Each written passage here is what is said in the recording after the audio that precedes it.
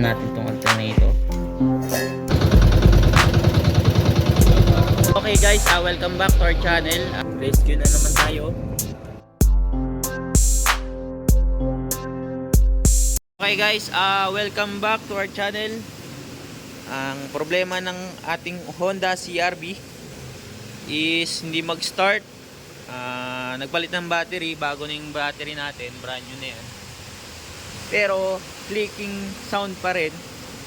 It means ayaw talaga mag-start.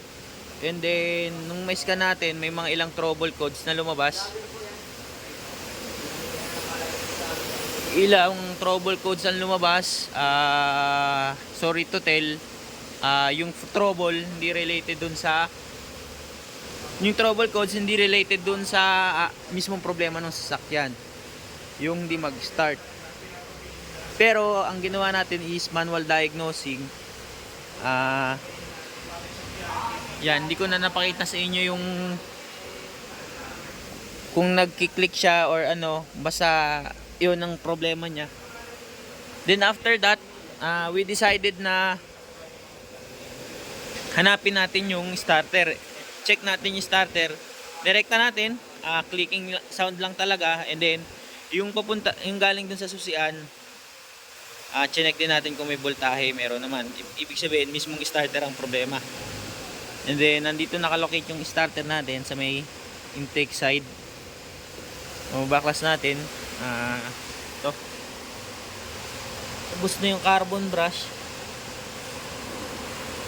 Ito may damage na rin yung ano natin, rotor. Hindi nakakayanin to ng repair. Kasi ito mismo yung pinaglalapatan ng carbon, damage na. Ibig sabihin kung magpapalit man tayo ng carbon, mauubos lang din kasi mag-iiba na yung tabas ng carbon niya, no? Ubos na kasi itong part na ito. Ayun, no? Sunog. Nasunog siya. Ito yung napulbos na yung carbon. Yan. Ubos. Wire na lang eh, oh. Wire na lang natira doon sa isa, oh. Dalawa pala. Kaya naikot siya, may nalapat pa rin.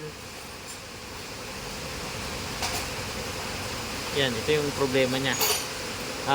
Kaya we decided na palitan na ng buo. Mas maganda kung brand new para pamatagalan na ulit. Kasi pag mga surplus, we can make sure na tatagal ng same ng brand new. Yan. Kaya assemble natin muna para mapakita din dun sa may-ari. Pwede yung magamit ito. Paglalagyan ng mga kasalato na lang ito. Yung part 2 nito, i-upload ko na lang. Yan. Thank you sa panonood.